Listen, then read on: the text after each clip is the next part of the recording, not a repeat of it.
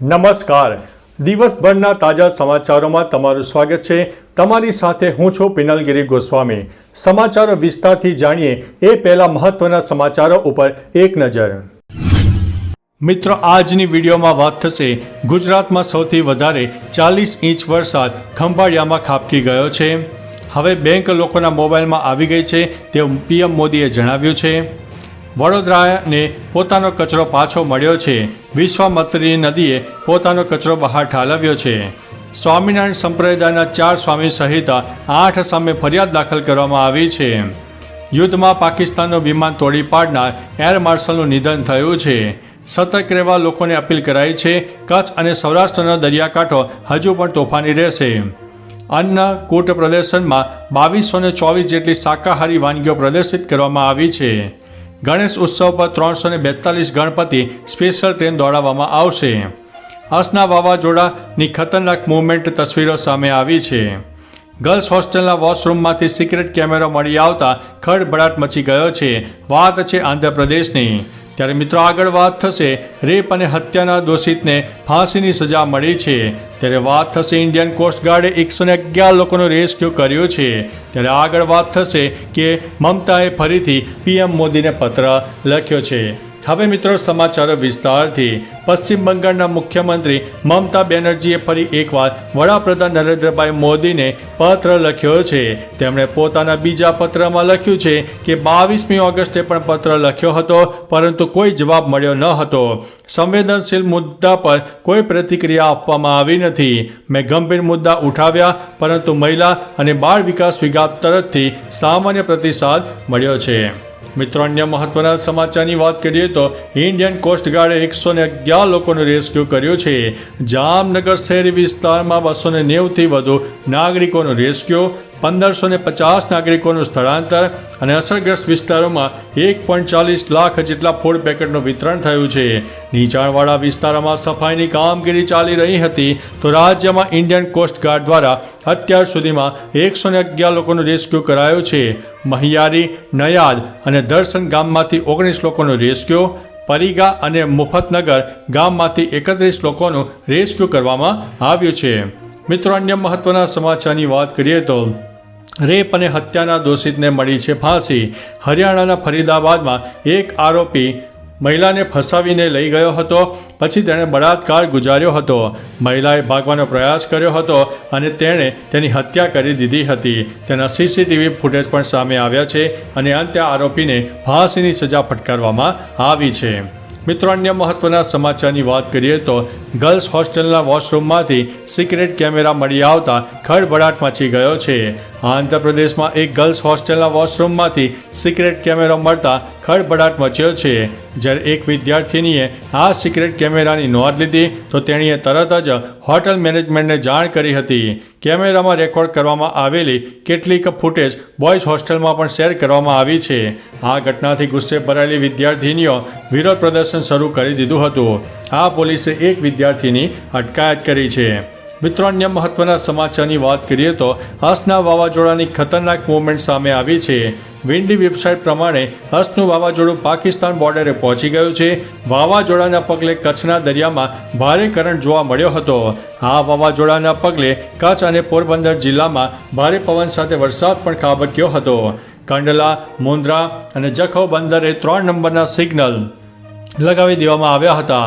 હવામાન વિભાગના જણાવ્યા પ્રમાણે ડીપ ડિપ્રેશન ચક્રવાતી વાવાઝોડામાં પરિવર્તિત થઈ ચૂક્યો છે અને ગુજરાતથી ઘણું બધું દૂર ચાલ્યું ગયું છે અને હવે ગુજરાત ઉપર વાવાઝોડાનો કોઈ ખતરો નથી રહ્યો. મિત્રો, અન્ય મહત્વના સમાચારની વાત કરીએ તો ગણેશ ઉત્સવ પર 342 ગણપતિ સ્પેશિયલ ટ્રેન દોડાવાશે. કેન્દ્રીય રેલવે મંત્રી અશ્વિની વૈષ્ણવે ગણેશ ચતુર્થીના અવસર પર 342 સ્પેશિયલ ટ્રેનો ચલાવવાની જાહેરાત કરી છે. 7મી સપ્ટેમ્બરથી શરૂ થતા ગણપતિ ઉત્સવના અવસર પર આ વિશેષ ટ્રેનોનું સંચાલન કરાશે.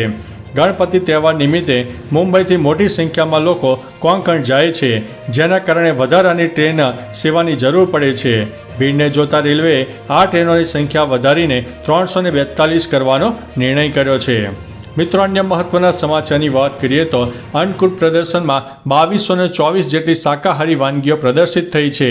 આર્ટ ઓફ લિવિંગ આંતરરાષ્ટ્રીય કેન્દ્ર ખાતે કૃષ્ણ જન્માષ્ટમીની અદ્ભુત ઉજવણીની આયોજન કરાયું હતું, જેમાં ગુજરાત અને સમગ્ર દેશમાંથી હજારો પ્રતિભાગીઓએ હાજરી આપી હતી. આ ઉજવણીનું મુખ્ય કેન્દ્ર અન્નકૂટ પ્રદર્શનમાં વિવિધ પ્રકારની 2224 શાકાહારી વાનગીઓ પ્રદર્શિત કરવામાં આવી હતી. આ કાર્યક્રમમાં આર્ટ ઓફ લિવિંગના ગુરુદેવ શ્રી રવિશંકરજીએ હાજરી પણ આપી હતી. મિત્રો, અન્ય મહત્વના સમાચારની વાત કરીએ તો સતર્ક રહેવા હજુ પણ લોકોને અપીલ. હવામાન વિભાગે ગઈકાલે કચ્છ અને તેની આસપાસના વિસ્તારમાં ભારે પવન સાથે વરસાદની શક્યતા વર્ણવી છે. ધોધમાર વરસાદ અને વાવાઝોડાની આગાહી વચ્ચે તંત્ર એલર્ટ રાખી દીધું હતું. કચ્છ જિલ્લાના કલેક્ટર અમિત અરોરાની પ્રજાને સલામત સ્થળો પર રહેવા માટે અપીલ પણ કરવામાં આવી હતી. અબડાસા, માંડવી અને લખપત તાલુકામાં વરસાદનું સંકટ પણ જોવા મળ્યું હતું. કાચા મકાનમાં રહેતા લોકોને સ્થળાંતર કરવાની સૂચના પણ આપવામાં આવી હતી. મિત્રો, અન્ય મહત્વના સમાચારની વાત કરીએ તો યુદ્ધમાં પાકિસ્તાનનું વિમાન તોડી પાડનાર એર માર્શલનું મૃત્યુ થયું છે. 90 વર્ષની વયે એર માર્શલ ડેન્ઝિલ કિલરનું ગુરુગ્રામમાં નિધન થયું છે. 1965ના યુદ્ધમાં તેમની બહાદુરી માટે તેમને વીર ચક્રથી નવાજવામાં આવ્યા હતા.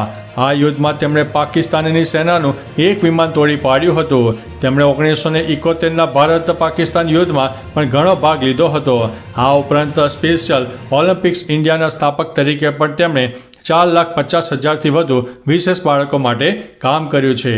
મિત્રો, અન્ય મહત્વના સમાચારની વાત કરીએ તો સ્વામિનારાયણ સંપ્રદાયના 4 સ્વામી સહિત 8 સામે ફરિયાદ દાખલ કરવામાં આવી છે.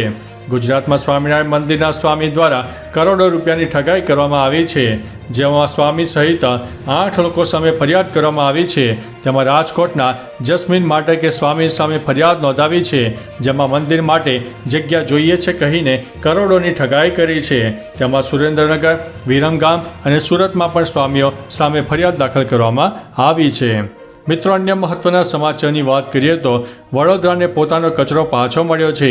ભારે વરસાદના પગલે વિશ્વામિત્રીમાંથી ઘોડાપુરની સ્થિતિ સર્જાઈ હતી, જેના કારણે નદીના પાણી શહેરમાં પ્રવેશી ગયા હતા અને લોકોના જનજીવન પર માઠી અસર જોવા મળી હતી. ત્યારે વડોદરાવાસીઓનો કચરો વિશ્વામિત્રીએ પાછો આપ્યો છે અને તે સાફ દેખાઈ રહ્યું છે. શહેરમાં નદીમાં રહેલા કચરો આજે રસ્તા ઉપર જોવા મળી રહ્યો છે, જેની સાફ સફાઈ હાલ તંત્ર દ્વારા યુદ્ધના ધોરણે કરવામાં આવી રહી છે. મિત્રો, અન્ય મહત્વના સમાચારની વાત કરીએ તો હવે બેંક લોકોના મોબાઈલમાં આવી ગઈ છે તેવું પીએમ મોદીએ જણાવ્યું છે. પીએમ મોદીએ જીઓ વર્લ્ડ કન્વેન્શન સેન્ટર ખાતે ગ્લોબલ ફિનનેટ ફેસ્ટ 2024ને સંબોધિત કર્યું હતું. આ દરમિયાન તેમણે કહ્યું છે કે આપણી અર્થવ્યવસ્થા અને બજારમાં ઉજવણીનું વાતાવરણ છે. છેલ્લા 10 વર્ષમાં ફિનટેક સ્પેસમાં $31 બિલિયન વધુનું રોકાણ થયું છે. આપણા ફિનટેક સ્ટાર્ટઅપમાં 500% વૃદ્ધિ થઈ છે. પહેલાં બેંક એક બિલ્ડિંગ પૂરતી સીમિત હતી, હવે બેંક લોકોના મોબાઈલમાં આવી ગઈ છે. મિત્રો, અન્ય મહત્વના સમાચારની વાત કરીએ તો ગુજરાતમાં સૌથી વધારે 40 ઇંચ વરસાદ ખંભાળિયામાં ખાબકી ગયો છે. ગુજરાતમાં 4 દિવસમાં સૌથી વધારે 40 ઇંચ વરસાદ ખંભાળિયામાં પડ્યો છે, જેમાં સૌરાષ્ટ્રમાં 21, મધ્ય ગુજરાતના 10 અને દક્ષિણ ગુજરાતના 4 તાલુકામાં કપરી પરિસ્થિતિ સર્જાઈ હતી. 214માંથી 78 તાલુકામાં સરેરાશ 5થી લઈને 7 ઇંચ વરસાદ નોંધાયો હતો, જેમાં કોરા, ધાકો, લાલપુર, કલ્યાણપુર, દ્વારકા, અબડાસામાં સ્થિતિ પલટાઈ હતી. ગુજરાતના કુલ 251 તાલુકામાં રવિવારથી બુધવાર સુધીમાં 214 તાલુકામાં 4 ઇંચથી વધુ વરસાદ નોંધાઈ ગયો છે. તો ચાલો મિત્રો, ફરીથી દેશ અને દુનિયાના સુપરફાસ્ટ સમાચાર લઈને મળતા રહીશો. ત્યાં સુધી અમને રજા આપશો. નમસ્તે.